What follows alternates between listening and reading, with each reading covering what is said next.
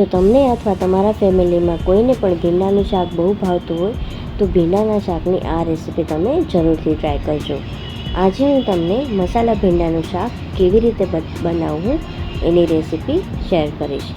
એકદમ સરળ રીત છે જે રોટી અથવા ભાત સાથે બહુ જ સરસ લાગે છે. સૌથી પહેલાં આપણે ભીંડાને ધોઈ નાખીશું.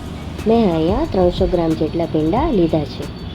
પછી ભીંડાને આવી રીતના લૂછીને રાખતા જઈશું, જેથી કરીને એમાં પાણીનો ભાગ ના રહે.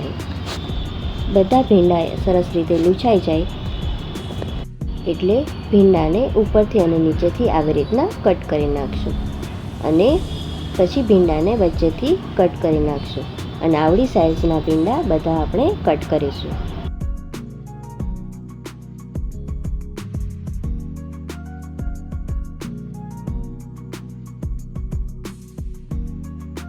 બધા ભીંડા કટ થઈ જાય એટલે આપણે બધા મસાલા એમાં એડ કરીશું.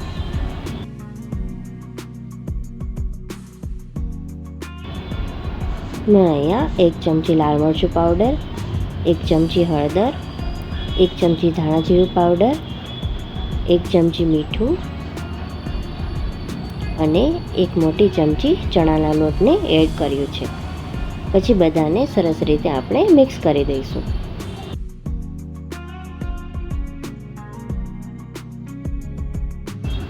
સરસ રીતે મિક્સ થઈ જાય એટલે આપણે એક પેનમાં 5 થી 6 ચમચી જેટલું તેલ લઈશું. તેલ થોડું ગરમ થઈ જાય એટલે આપણે ભીંડાને એમાં એડ કરી દઈશું.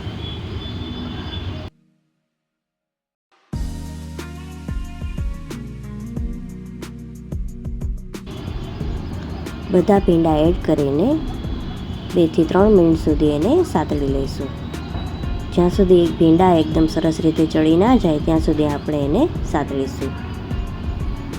ભીંડા ચડે ત્યાં સુધી આપણે ટમેટાની આવી રીતના પેસ્ટ બનાવી લઈશું. મેં અહીંયા 1 ટમેટાને કટ કરીને મિક્સર જારમાં ગ્રાઇન્ડ કરી નાખ્યો છે.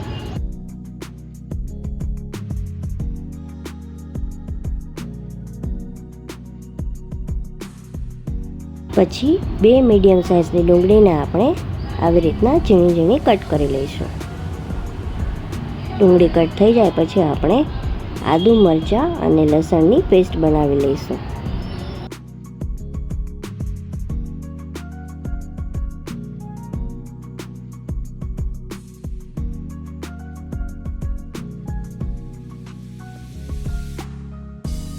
ત્યાં સુધીમાં આપણા ભીંડા પણ સરસ રીતે ચડી ગયા છે.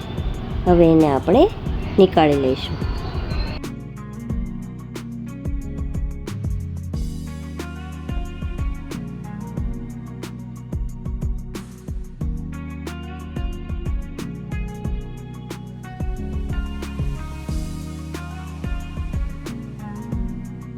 જે તેલ વધ્યું એમાં જ આપણે ડુંગળીને એડ કરી દઈશું અને ગોલ્ડન બ્રાઉન થાય ત્યાં સુધી આપણે એને સાતળીશું. પછી એમાં આદુ, મરચાં અને લસણની પેસ્ટ ઉમેરીશું અને સરસ રીતે મિક્સ કરી દઈશું.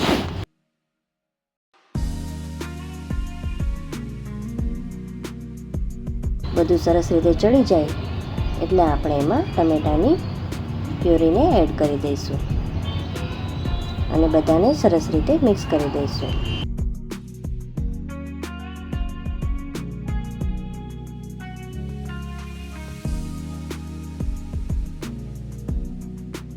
પછી જે ભીંડામાં નાખેલો મસાલો વધ્યો તો એ આપણે એમાં એડ કરી દઈશું.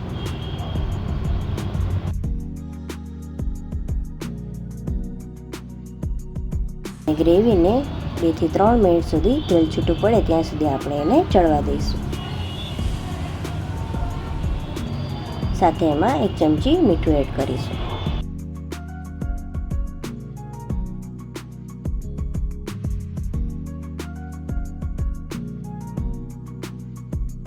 તમે જોઈ શકો છો કે ગ્રેવીમાં તેલ છૂટું પડવા માંડ્યું છે અને સરસ રીતે ગ્રેવી ચડી ગઈ છે. હવે આપણે એમાં ભીંડાને એડ કરી દઈશું. ભીંડાને એડ કરીને સરસ રીતે મિક્સ કરી દઈશું.